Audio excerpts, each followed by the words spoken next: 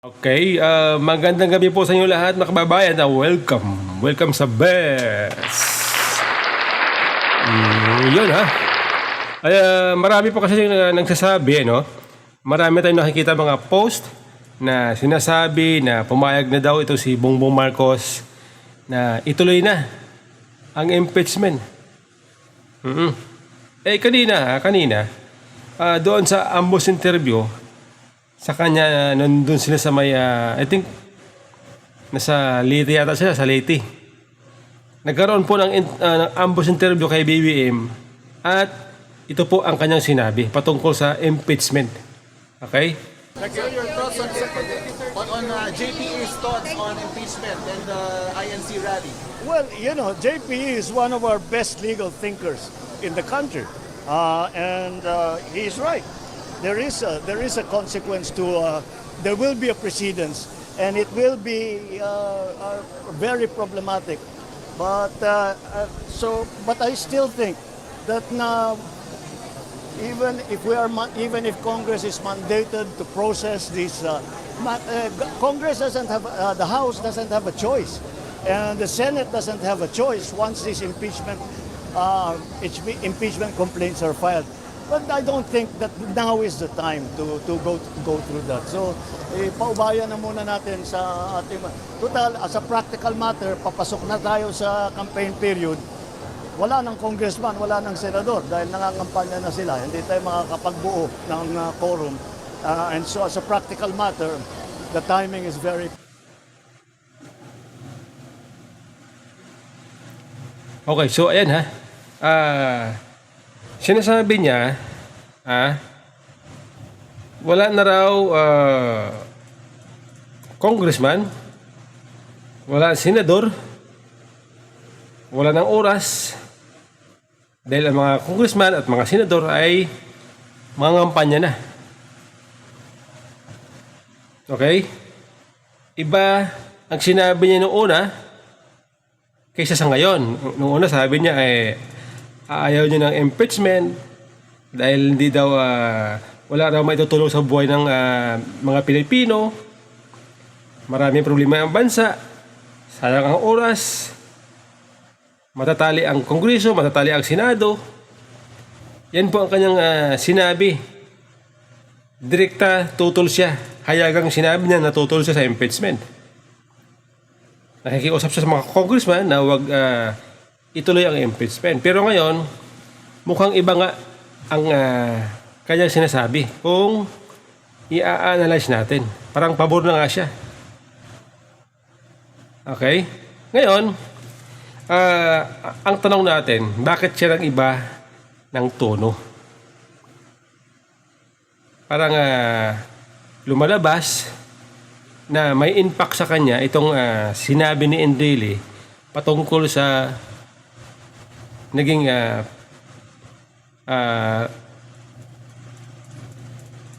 rally ng INC. Oo, kasi di ba nung nakaraan sabi niya, kinokonsidera niya itong sinabi ni Enrile. Kaya parang kung titingnan natin, parang ganun nga. Parang nagbago ang isip niya dahil dito sa sinabi ni Enrile. Oo.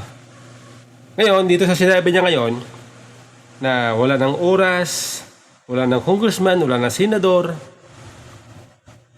Sa makatuwid, may posibilidad na after ng eleksyon, itutuloy na itong impeachment. Payag na siya. Parang ganun nga, ganun ang konteksto na kanya sinasabi. Oh.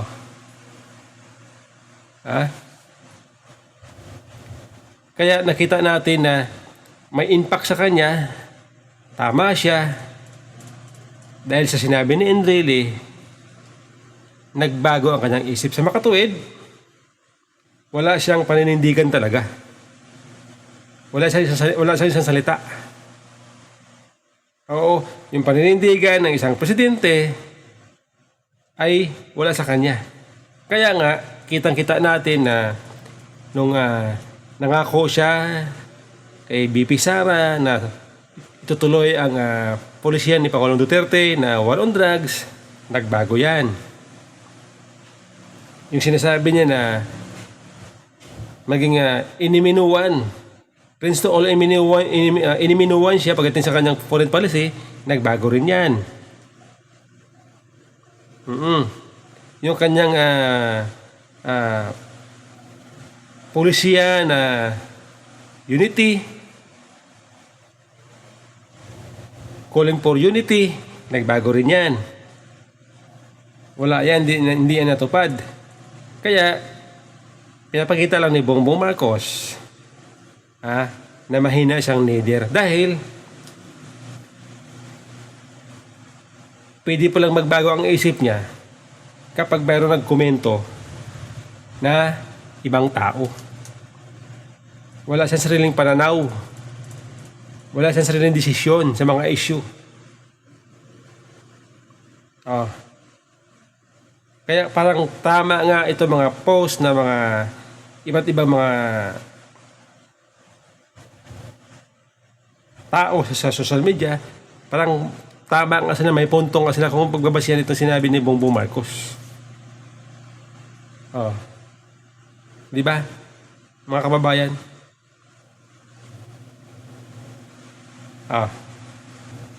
Kaya dapat lang talaga na huwag na magtiwala kay Marcos kasi siya yung presidente na walang paninindigan.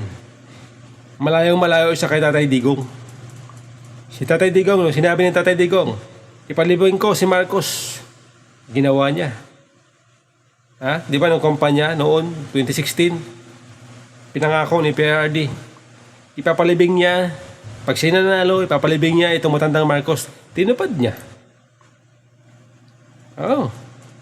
Pag siya nanalo, magkakaroon ng war on drugs. Tinupad niya. Tinupad niya ni Tatay Digong. Ibang-iba kay Marcos. Kaya tama ka si Tatay Digong na itong si Marcos ay weak leader. Okay?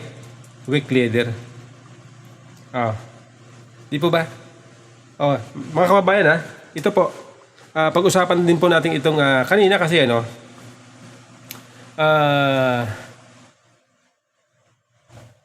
itong mga makakalawang grupo, itong grupong karapatan ay nag-file ng disbarment case laban kay Tatay Digong sa Supreme Court. Okay? Ito po yung kanilang mga dahilan kung bakit sila nag-file ng disbarment case laban kay Tatay Digong. Sa loob ng isang administrasyon, sa buong administrasyon ni Duterte ay nakita natin yung pambabastos sa mga kababaihan, mga late night na pagmumura, pambubuli at yung pagpapakita na siya ay isang strong man sa ating bansa. At ito ay walang lugar sa ating batas. Kaya po dinudulog po natin ngayon sa ating pinakamataas na hukuman, sa ating mga mahal na mahukom, na desisyonan at tanggalan ng lisensyang maging abogado si Pangulong Duterte. Nataon din to dahil sinabi niya na siya ang magtatanggol sa kanyang anak na si VP Sara sa impeachment na darating. Okay. Sabi nila kaya daw sila nagsampa ng nag-file ng disbarment case ay dahil daw ay ito si Tatay Digong nagbumura, strongman, bastos, criminal.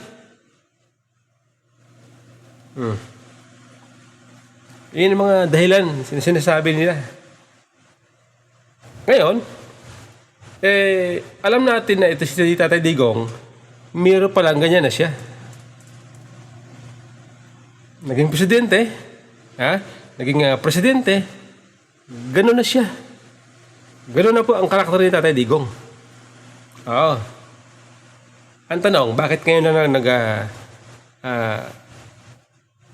nagsampa ng disbarment case itong grupong ito? Kung ang katwiran nila ay bastos, criminal, nagbumura, ang tanong, bakit ngayon lang? Alam po ninyo mga kababayan ha,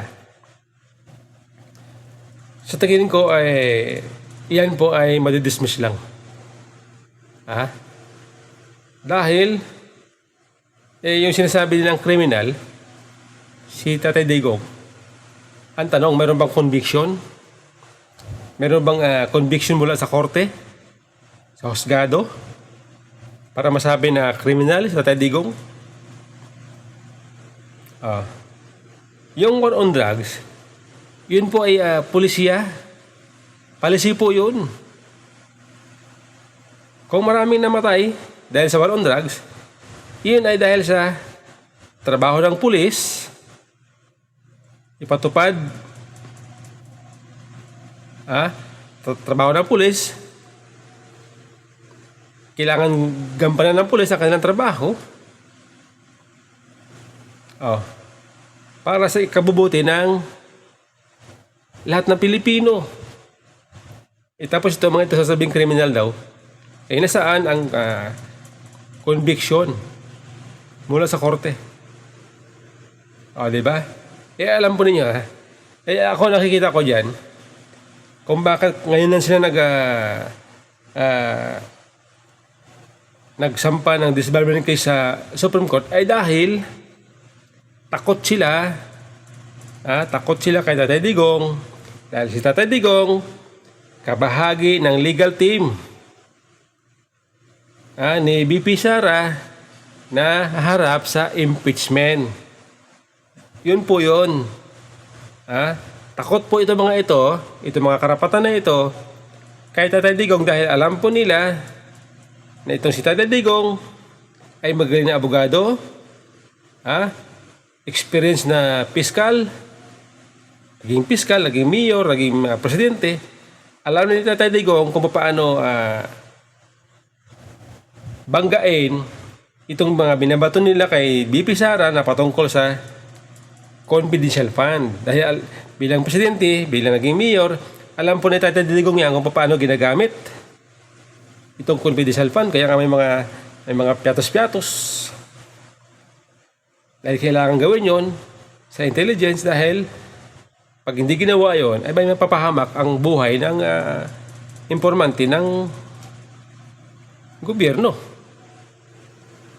Diba? Alam na ni Tatay Digong kaya pagdating sa impeachment, alam na banggain ni Tatay Digong itong mga ground ng impeachment na sinampa kay BP Sara. Takot po sila dyan. Takot po sila dyan. At siyempre nakita na nila kung ano ang klase ang isang Duterte pagdating sa korte. Pagharap sa mga legal usapin. Noong nakaraan lang, humarap sa Kongreso. Ano nangyari?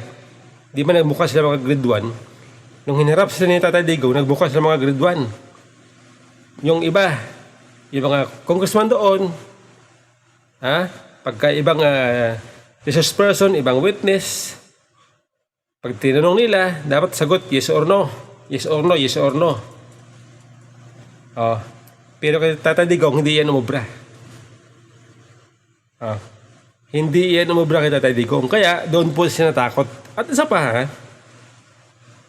pa, si Tatay Digong ay matagal nang hindi nagpa-practice bilang abogado.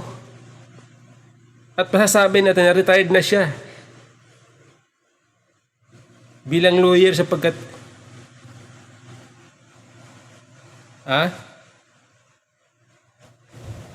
bilang lawyer, masasabi natin na ito sa Tatay Digong ay expired na, retired na. Di ba? Kaya, yan ang ating nakikita. Takot sila na mapasama si Tatay Digong sa defense team ni BP Sara. Alam po nila ang kalidad ng isang Duterte pagdating sa husgado. Di ba? Ang problema lang, ito mga ito, pati yung mga kaanak ng mga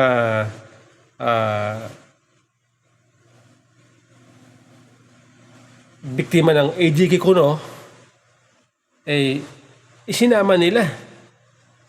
Dinamay nila. Oh, ginagamit nila. 'Di ba? Kasi itong mga karapatan nito, mga kasamahan na ni Castro eh. Kasamahan ni Allen Bosas, kasamahan ni na Raul Manuel. Yan sila eh. Magkakasama yan sila. Mga makakaliwang grupo. Oh, yan po yan.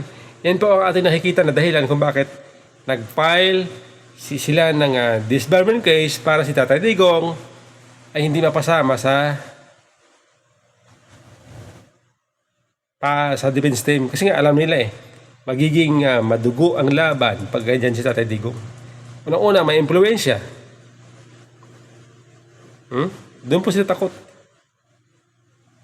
May impluwensya po sa Tatay Digong kaya nakita nila. Diba? Yun po yun. Kabang-kaba sila.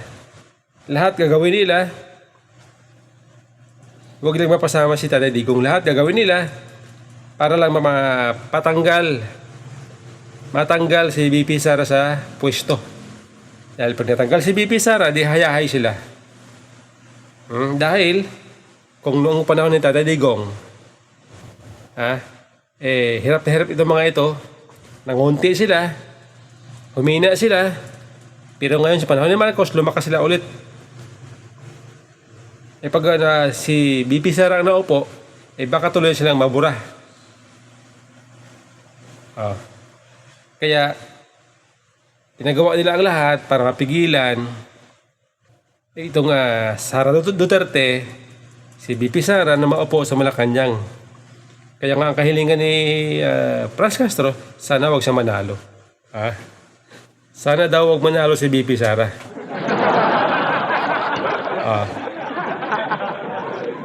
Talagang takot lang talaga sila.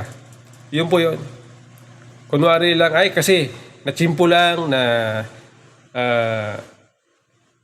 mag-aabogado siya kay Vice President Sara Duterte. Dahilan lang po yun eh. Dahilan lang nila yan na sinasabi ay nataon lang.